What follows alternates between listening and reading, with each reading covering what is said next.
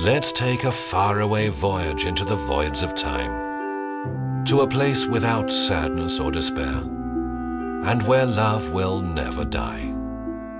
A land without troubles or doom, the place they call the far side of the moon.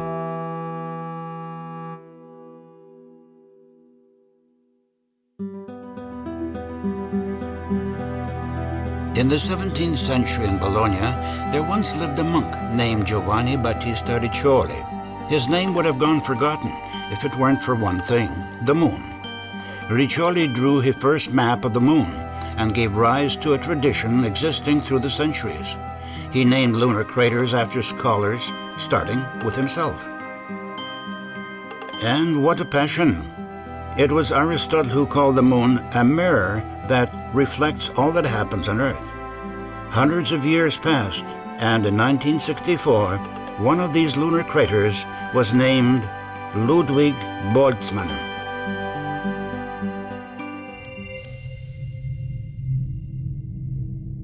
I once laughed when I heard a painter had spent years seeking just a single color shade. Today, it no longer seems laughable. Now, the sight of a sea of color fills me with great emotion. It's amazing that such vibrant color makes us feel so moved. Just as when the moon glitters and the sea glows during pitch black night.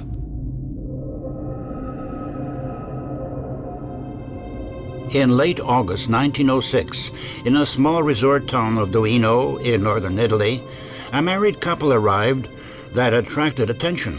As it would seem, there was nothing remarkable about this not-so-young couple, except for the rare devotion with which the wife took care of her husband.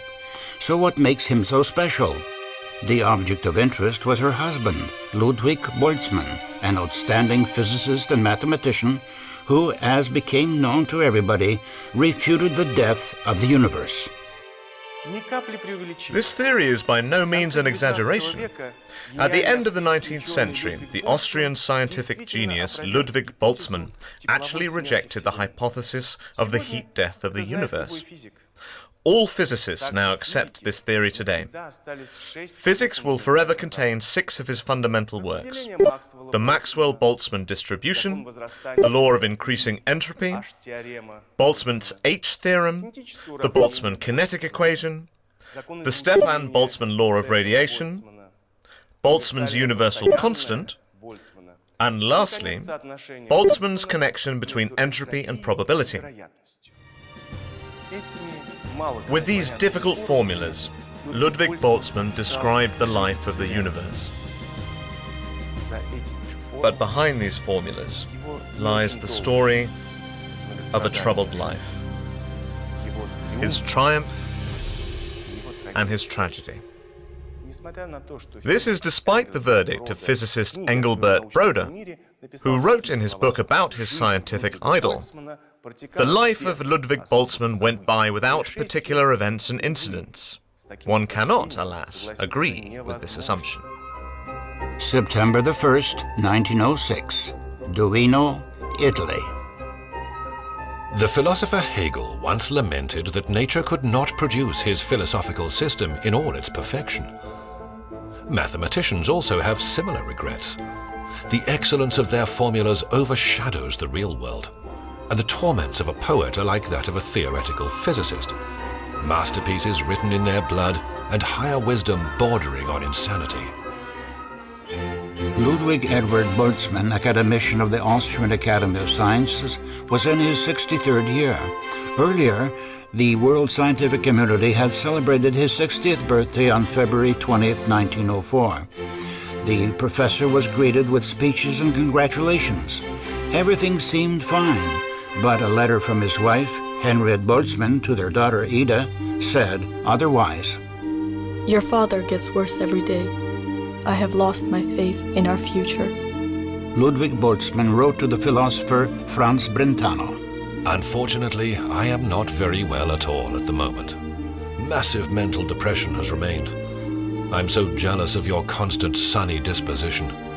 You are truly a genuine philosopher, but I have won no peace of mind.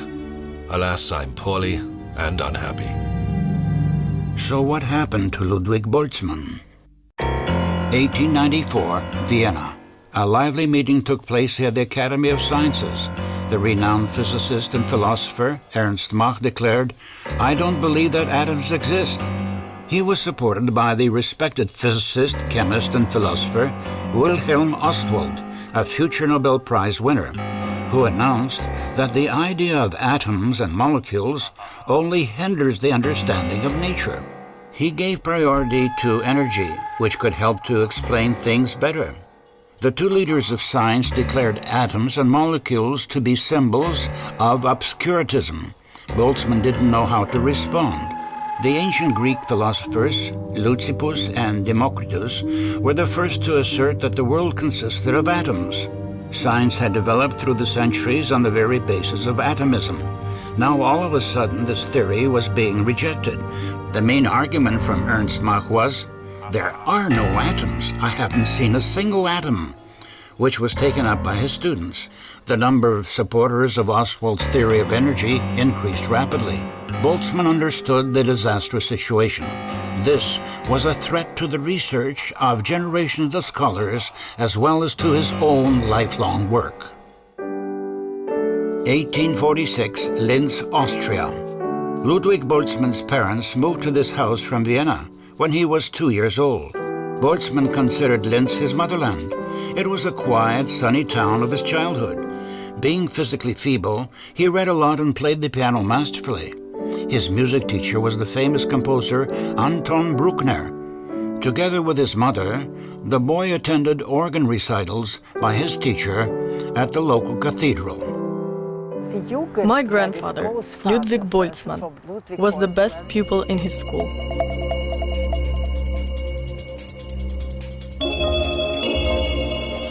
At 6, he worked out a special formula for his mother, who played lotteries. The formula allowed her to calculate the winning numbers. Then he solved the task of rearrangements when playing cards. A Parisian card shopper once offered to pay for a similar formula from the great scientist Blaise Pascal, but Boltzmann's mother, Katerina, was more restrained in her use of his gift. However, that did not stop her from sending her son to study physics and mathematics at the University of Vienna. Boltzmann's teacher was the famous physicist Joseph Stephan, who helped the first-year student get acquainted with James Maxwell's work on the distribution of velocities among the molecules of gas. Maxwell shook Boltzmann's sensitive nature, and he suddenly heard music in mathematics. And so it began, the dynamic theory of gases. Variations in velocities occur majestically, from one side entering the equations of state, from the other side, the equations of motion occur in a central field. The chaos of formulae rises even higher. Suddenly he saw the answer, n equals 5. The tricky symbol v, the relative velocity of two molecules, then vanishes abruptly, like a musical finale, to release all that was suppressed up until then. Everything that seemed invincible is now subject to order, as if by magic. The formulas swiftly reveal to us one result after another until we see the stunning result. Thermal equilibrium of heavy gas. The symphony is complete. 1866, Vienna. Being a university student, Boltzmann continued to develop Maxwell's research. It doesn't often happen in science that a mind, first capturing an idea, will exhaust this idea to the full conclusion. But here was a man who was prepared to successfully develop a range of material and predictions. At that point, the man Ludwig Boltzmann was 22. At this respectable age, he made his first major discovery, a law on the distribution of velocities among molecules of gas, the so-called Boltzmann distribution. The Maxwell-Boltzmann distribution is the result of a dialogue between two great minds. The law was the starting point for Boltzmann's research into the kinetic theory of gases. And now, when the basis atoms was challenged, Boltzmann was ready to fight to the end. They call him a theoretical physicist, but that is too modest for such a colossus in science. He was not simply a theoretician, but a philosopher of science, actually a natural philosopher. However, the end had already arrived for classical natural philosophy.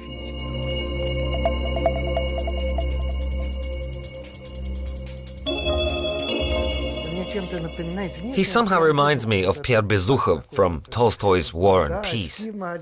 He was such a type with a beard and small eyeglasses, a clever individual who clearly cared passionately about science. There are not many scientists who get involved in science as if it were a personal drama. September the 2nd, 1906, Duino, Italy. Has mankind become happier from all the achievements of science? Well, no one has yet invented a device for making people happy. And besides, everyone should find happiness inside. Nevertheless, civilization often helps those who acquire inner peace to enjoy it to the full extent. Boltzmann lost his inner peace. He decided to write a book on philosophy, to put up a fight with the opponents of atomism, mainly philosophers, using their own weapon. That is, to defeat the enemy on his own territory. But suddenly speculation about abstract things began to irritate and unsettle him. Philosophy's misfortune is that, like feeling nauseous during a heavy migraine, it tries to summon what does not actually exist. It is asserted that gold rules everything in the world. But what real benefit can one buy for gold? Human endeavors are directed not at gold, but at the truth. The main site in Duino is the ancient castle, but Boltzmann stopped noticing it. His mind was occupied with other things. We get closer to the truth due to the incessant work of thinking. This ongoing work is often slow and never finishes. It builds for eternity, one grain of sand after another, passing year after year. And the structure Boltzmann had been erecting for decades was now collapsing together with his entire life. 1869, Graz, Austria. Ludwig Boltzmann, a 25-year-old professor of mathematical physics, arrived in the old University of Graz. Learning from such giants as Joseph Stephan and Johann Loschmidt had shaped his independent personality. Their Olympic exhilaration became my own nature. When, during my practice in Germany, I naively adopted my usual tone, a single look from Helmholtz put me in my place. Meanwhile, it was Hermann Helmholtz who appreciated the outstanding talent of the young Austrian. In Graz, they had already heard about the promising young scientist. Boltzmann was appointed to a major post at the university.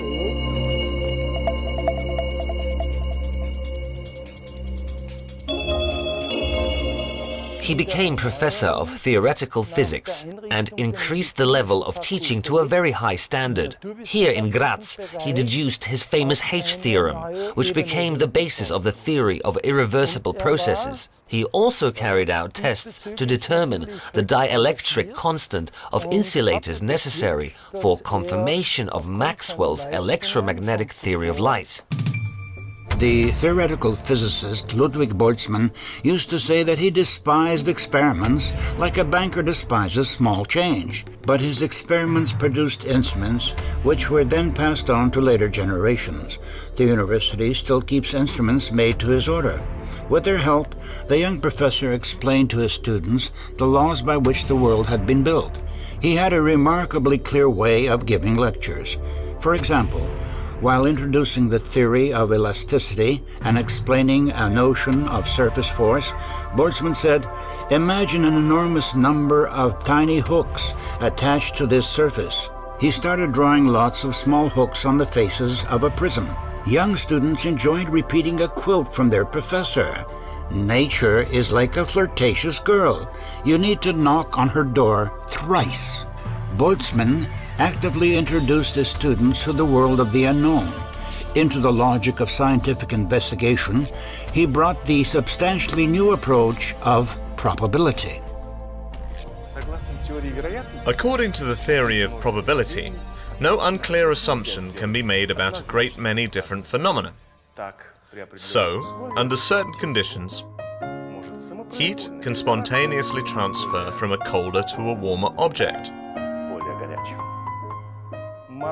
It's unlikely that a kettle will boil on a cold kitchen stove, but under certain conditions, it may happen. For example, if you mix up white and black powders, forming a homogeneous grey mixture, it's unlikely, but nevertheless possible, to separate and obtain the original white and black powders. One can recall another quote by Ludwig Boltzmann. An experimental physicist demonstrates laws of nature, while a magician proves the opposite, but with the same means. 1873, Vienna. This is where Joseph Stephan's Physics Institute was once located. Joseph Loschmidt also worked here and was joined by his friend Ludwig Boltzmann, who moved from Graz with the aim of settling in Vienna. However, fate decreed otherwise. Young professors of Graz University had a tradition of going for a mountain walk on Sundays. Once they met on a mountain hill trail with a group of young ladies. They were teachers at an all-girls school. Among them was Henrietta Eigentler. This took place before Boltzmann moved to Vienna. Thus began their romance in letters. In these letters he called her Jetty, and she called him Louis. November 3rd, 1875. Sweetheart, my beloved Jetty, I love you ever more with every day.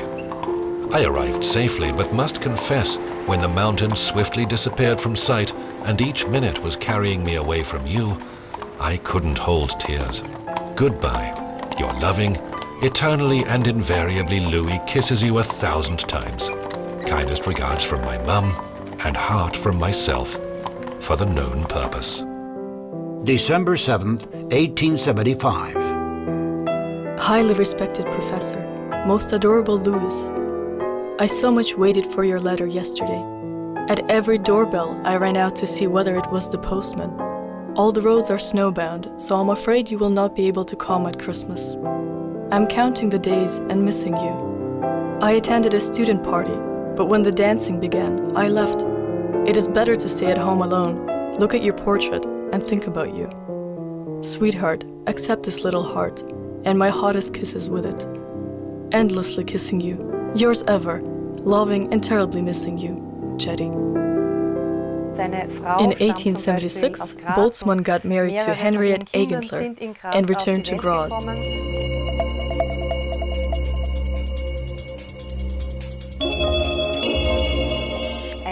The newlyweds were given a flat right in the Physical Institute at the university. They were a wonderful couple. Since there were no electric sewing machines yet, Boltzmann designed one for his wife himself. It was here in Graz that their 2 sons and 2 daughters were born. Boltzmann spent a lot of time with the children. In winter he took them ice skating and arranged children's parties. He played piano with his son Artur, who played violin.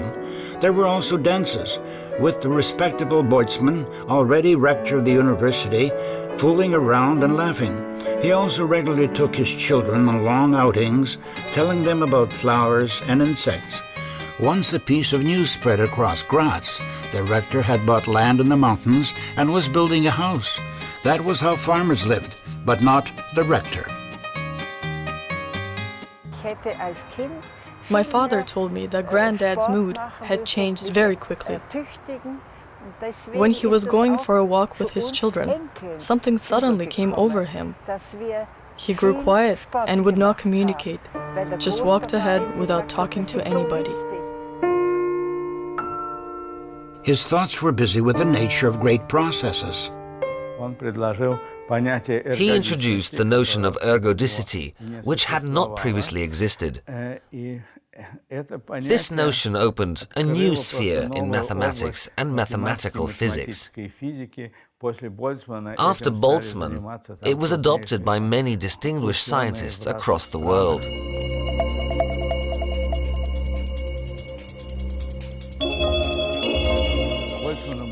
Boltzmann can be considered the founder of the theory of chaos, because everything relating to his theory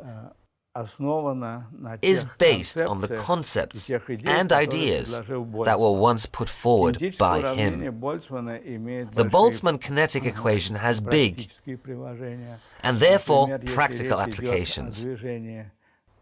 For instance, in the cases where rockets or other objects fly low over the ground surface, their dynamics are described by rather simple equations.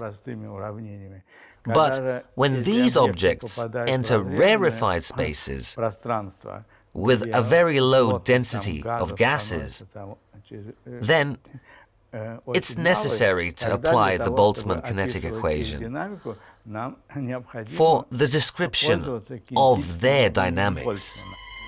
Boltzmann lived in Graz for 14 happy and productive years, but then his mother died. The grief threw him into depression. Doctors diagnosed a strong nervous disorder. Soon there was also misfortune with their eldest son. He had a high temperature, but the family doctor assured there was nothing dangerous. But by evening, the boy died of peritonitis. Boltzmann accused himself of the tragedy. He stayed locked in his study all day long or wandered alone around the mountains. He wrote them. What chain is able to bind a husband with his wife stronger than common misfortune? Anguished memory pulls tighter than many happy years. The Lord himself, living in a vale of tears, was not a king, not the idle rich, but Son of Man, who was full of human pain. As we all, in fact, live. He reconciled himself that pain had settled in his soul forever. But he did not want to stay in Graz. He must leave, no matter where to. The main thing was to have work and escape the memories. There still exists a questionnaire filled out by Boltzmann. What branches of mathematics are you most inclined to? Although I'm mostly engaged in theoretical physics, I feel highly attracted by pure mathematics. And I consider the hours of dealing with the theory of numbers the happiest in my life. Do you remember what methods of learning you used? I always doubted everything I had read or heard, until I obtained the result in my own way. How do you spend your leisure time? I love good music and play orchestral compositions on a piano from memory. I love poems by Schiller. Without Schiller, I would be different. Well, certainly. There would live a similar bearded man with the same nose shape, but that would not be me. Don't you think maths classes should alternate with some other classes in the course of daily studies? For the majority of students, yes. But for a genius, there are no rules. But for a genius, there are no rules. 1890, Munich. Boltzmann became head of the theoretical physics at the University of Munich. There he found a good creative atmosphere, scholarly disputes and discussions. In Munich, Henriette gave birth to their third daughter. Their life on the whole got better, but it was then at a meeting at the Academy of Sciences when Ernst Mach suddenly announced, "I don't believe that atoms exist." Boltzmann exploded. The existence of minute particles is surely only a hypothesis. Also a hypothesis is the existence of enormous celestial bodies separated by great distances. The fact that other people exist apart from me is actually a hypothesis too. Oswald joined the discussion. "You represent an old, obsolete theory." Old? I consider it the task of my life to ensure that we would not have to discover again all the best that is contained in this old theory, as unfortunately often happens in science. He was openly supported by a few prominent scientists. Among them was Albert Einstein. I am firmly convinced of the correctness of the principles of Boltzmann's theory. This is an interesting example of the fact that even scholars of audacious spirit and fine instinct can be obstructed in the interpretation of facts by philosophical prejudice. Alexander Stoletov gave a detailed lecture in Russia on interaction of gas molecules, but his like-minded colleagues were far away, while Ostwald, Boltzmann's friend, was quite near. He gave lectures in the same university with Ernst Mach. The situation was impossible, complete confusion in the minds of students. Some of them supported Boltzmann and followed atomism, while others called themselves Machists. There were also centrists who got mixed up in the opposing outlooks of the two respected professors. Boltzmann decided to bring matters to a head and challenged Ostwald to a duel. In 1895, a meeting of German naturalists and physicians was held in Lübeck. There, in the presence of adjudicators and a huge audience, he suggested holding a duel of ideas. Ostwald took up the challenge. On September 17, Boltzmann launched an offensive. Some scientists would like to explain the fundamental laws in a much more simple form. Having concluded that energy is the only basis of everything, to disprove it, I must recall the ingenious conclusions of Thomson, who calculated how many atoms 1 cubic millimeter of water consists of. In chemistry, it became possible to calculate the dependence of the viscosity of gases on temperature by means of the atom hypothesis. This meant working out the absolute and relative value of coefficients for diffusion and thermal conductivity. These calculations can be compared to the discovery of the planet Neptune, based on calculations by Leverrier. German theoretical physicist Arnold Sommerfeld remembered the clash. The fight of ideas between Boltzmann and Ostwald resembled the battle of a bull against a skillful matador. But Boltzmann won in spite of all the skill of the matador Ostwald. We students were on Boltzmann's side, although Ostwald stuck to his position and, of course, nobody saw any atoms. 1895, Vienna. Boltzmann was dispirited upon his return to Vienna, but for the university to set back such a celebrity was a matter of honor. The Emperor Franz Joseph was persuaded to allocate a good salary for the scientist with an interesting comparison. Supposing your favorite ballerina would leave and then return to the theater. Our favorite ballerina is Boltzmann. The emperor was impressed. He invited Ludwig Edward Boltzmann to a reception in the palace and even offered him a title of nobility. But Boltzmann refused. He visited Joseph Loschmidt, a sick friend from his youth, and was shocked by the modesty of Loschmidt's house. After a while, at the opening of the deceased friend's memorial at the university, Boltzmann said, As one poet wrote, the greatest happiness is to do somebody good and give him no chance to reciprocate. What bliss it must be, having done so much for mankind as Loschmidt has, and then die, having received nothing in return. Boltzmann was constantly absorbed in his thoughts. While walking with his daughter in the park, he would become lost in his thoughts and walk off far ahead of her. Once he went to buy a house, bought it, but forgot to ask for the address. But the house was wonderful. Ostwald called his villa energy, and mine will be called entropy. At that time, Boltzmann's mind was busy understanding entropy. Entropy can be visualized as leaves falling off trees in autumn. This is a disordered process. Collecting them into piles establishes a certain order, but the rising wind resumes chaos. For nature, this state is normal, but the whole universe lives with similar laws. Boltzmann derived a formula of the correlation between entropy and probability. At that time, there was the discussion of the heat death of the universe. It was considered that entropy would increase until thermal equilibrium was reached. Then all the processes would stop, and that would be the end of everything. Meanwhile, Boltzmann put forward a fluctuation hypothesis. Fluctuation is deviation from the norm. According to the probability theory, in such an enormous system as our universe, there must be some deviations from the norm. Life on the planet Earth is one of such deviations. According to Boltzmann, due to fluctuations, the end of the universe will never take place. My father is the only living son of Boltzmann.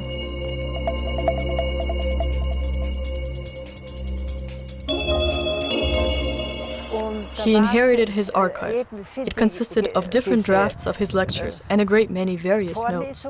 I spent 10 years deciphering the personal stenography of my granddad.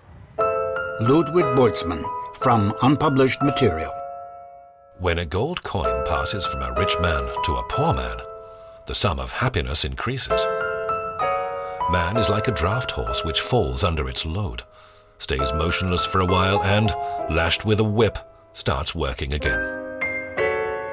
It is awful to see in others how laws of thought stop operating because of minor malfunctions of their brain.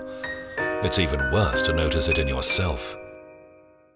Because of short lapses of memory, Boltzmann began to be afraid of giving lectures, but carried on without any notes. The sharpness of his intellect of that time is revealed in his humorous essay, The Journey of One Professor to El Dorado. It was written after his trip to the University at Berkeley in the United States. Prohibition operates in Berkeley. The drinking of beer or wine is strictly prohibited. Since I did not want to die of thirst, I tried water, but my stomach revolted. I managed to smuggle in a large supply of wine bottles, and my stomach blessed my actions. However, I had to secretly drink a glass of wine, and I almost developed a feeling of indulging in a vice. So this is another example that abstinence is the best way to hypocrisy. There, I was also told about an architect who had a bad end. How did this happen, I asked. He loved Californian wines too much and he drank and drank until he died. In the end, it was not really too bad for me. I will also die someday, and only then will I stop drinking. So one will be able to say about me, he drank and drank until he died.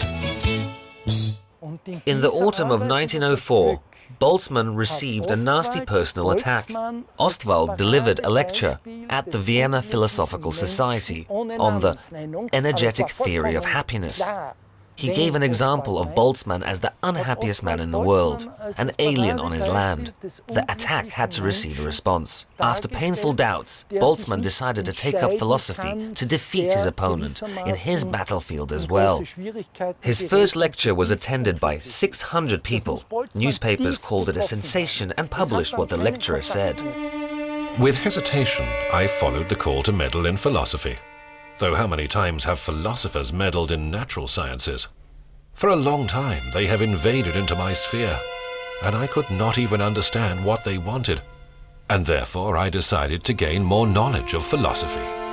But not long after, he stopped giving lectures. His fight for atoms resulted in a catastrophic loss of eyesight and severe depression. Boltzmann now said he would no longer produce any work. When somebody objected, pointing out that he had already produced a lot of work, Boltzmann simply ignored it. An honorable reward with a considerable cash prize for the greatest achievements in natural sciences did not mend the situation. Time is infinite. All that is important seems to have happened long ago. Many people have doubts about feeling insignificant and whether living is worthwhile. All great minds have already died. And the one who does not deny life should be unafraid of death. Suicide is left to those who find life distressing and hope for release. September the 5th, 1906, Duino, Italy. Having taken up philosophy and applied all his genius intellect to cognition of abstract notions, he suddenly realized with all clarity that truth does not exist. For the first time, Boltzmann found himself in a deadlock. Standing on the terrace of Duino Castle, he experienced a sudden feeling of flight. Years later, in the very same place, the poet Rilke would write, "Your beloved is near you. What would you do for her if your thoughts, big and alien, got used to you? As guests, they come and stay for the night sometimes, starting all over again an aimless song of words. Remember, the death of the hero, an excuse for his existence. The death of the hero will be the last birth." It seemed to Henriette that Boltzmann's depression had lifted and that life would improve. Feeling relieved, she went to have the jacket of her highly respected professor dry cleaned. While she was out, Ludwig Boltzmann hung himself using a short window cord in the hotel room.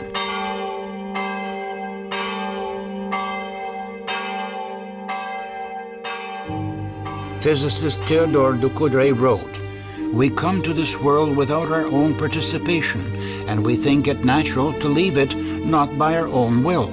If it happens otherwise, there is great suffering behind such decision. But the world owes so much to Boltzmann that we should rather think and be silent. Boltzmann's gravestone bears the inscription of his famous formula that relates entropy to probability. The formula, as was said at the unveiling, will retain its validity after all the gravestones have sunk under the dust of the centuries. When I read in a book by Engelbert Broda that Boltzmann's life went without particular events and incidents,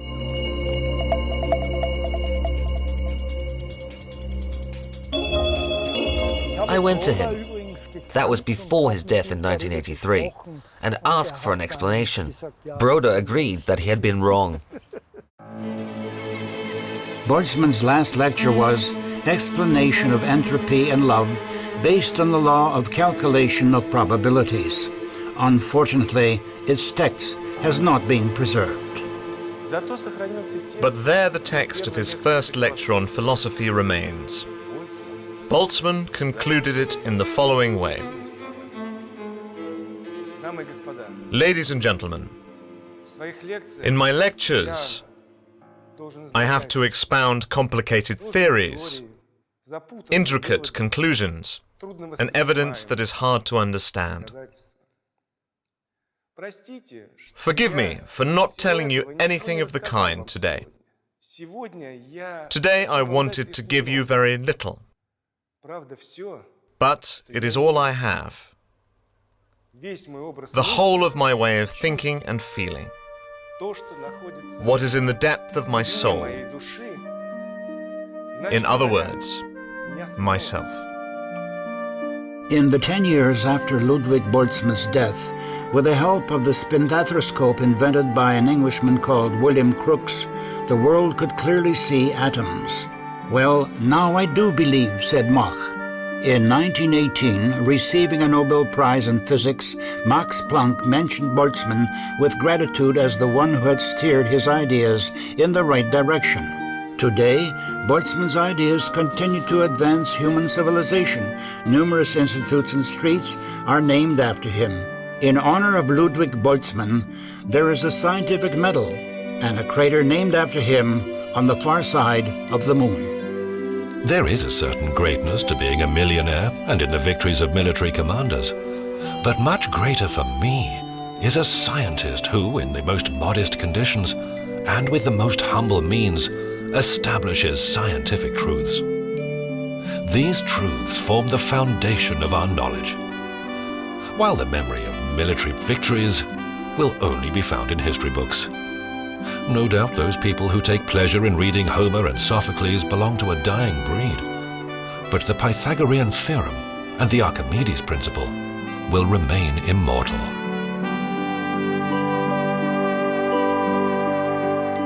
Concept and narration Yaroslav Narcissov, scriptwriter Natalia Spiridonova, director Alexei Bazhanov. Translation and voiceovers by Alexei Bashko, James Brown, Michael Kravchenko, Yelena Sears, Richard Sears, Anastasia Trofimova, Natalia Vdovichenko, David Watson, and George Watts.